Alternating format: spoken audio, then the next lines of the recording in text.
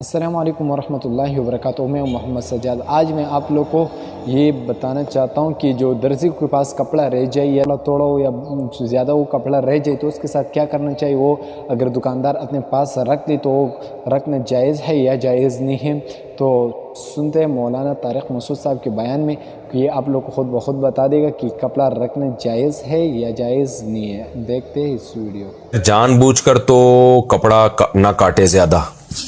بعض دفعہ یہ ہوتا ہے نا، ٹیلر کو اجازت دے دی جائے کہ جو بچا ہوا کپڑا ہے آپ رکھ لیں، تو وہ زیادہ سے زیادہ بچانے کی کوشش کرتا ہے، تو یہ تو بالکل حرام ناجائز ہے۔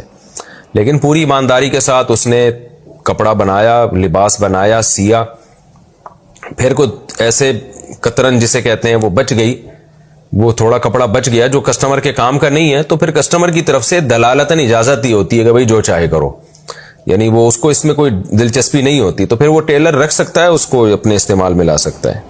آپ لوگ نے یہ ویڈیو دیکھ لیا، لیکن پلیز اس کو شیئر کر دیں تاکہ تمام ٹیلر وغیرہ کو یہ معلومات پہنچ جائے۔ والسلام علیکم ورحمۃ اللہ۔